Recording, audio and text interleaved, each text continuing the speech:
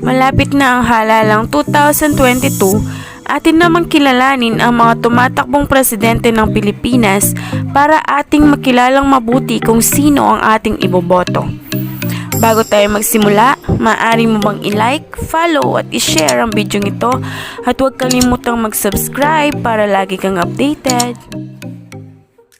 Si Francisco Dumagoso o mas kilala sa pangalang Isko Moreno ay ipinanganak sa Tondo, Maynila noong October 24, 1974. Ang kanyang mga magulang ay sina Joaquin Dumagoso na tubong Maynila at Rosario Moreno na tubong Hilagang Samar.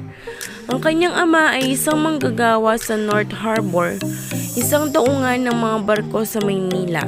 At ang kanyang ina naman ay isang may bahay na paminsan-minsan ay nagiging labandera o nagtitinda ng mga pagkain sa lansangan upang makatulong sa kanyang asawa sa mga gastusin sa bahay.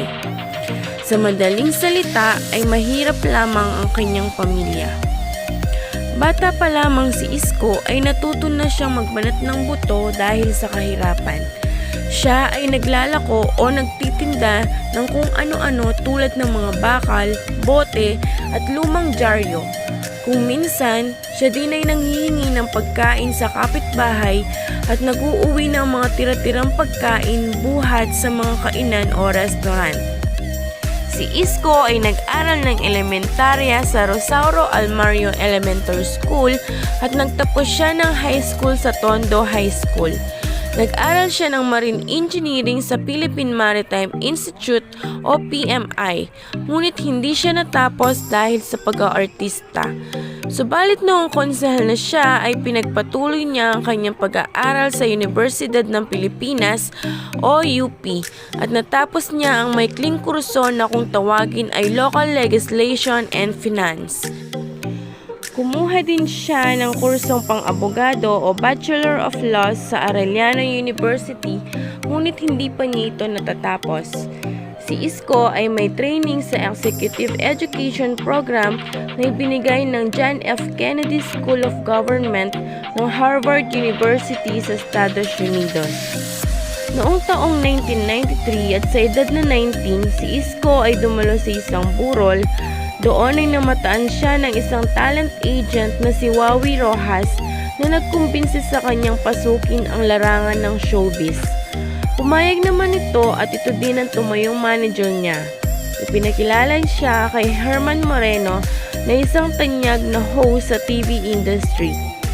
Isinama siya sa programang That's Entertainment na noon ay isang patok na programang pangkabataan. Doon nagumpisang makilala ang kanyang screen name na Isko Moreno. Unang sumabak si Isko sa politika noong 1998 nang siya ay mahalal bilang konsehal sa lungsod ng Maynila.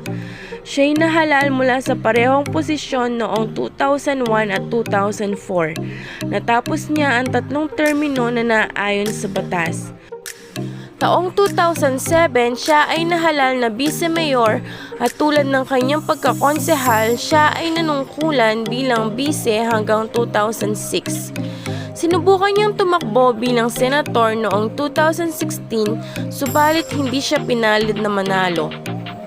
Noong 2017, siya ay hinirang ni Pangulong Duterte na maging chairman of the board ng North Luzon Railways, ang kumpanyang pagmamay-ari ng pamahalaan na nangangasiwa sa pagpapatayo ng tren mula Maynila hanggang Capas Tarlac.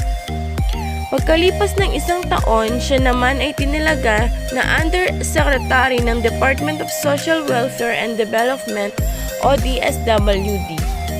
Noong halalan sa taong 2019, si Isko ay tumakbo at nanalong mayor kasama ang kanyang kandidato sa pagka-vice-mayor na si Hani Lacuna. Napangasawa niya si Diana Lynn Litan at sila ay binayaan ng 5 anak. At kinalaunan ay sinapubliko ni Isko ang pagtakbo niya sa pagkapangulo ng Pilipinas sa halalang 2022.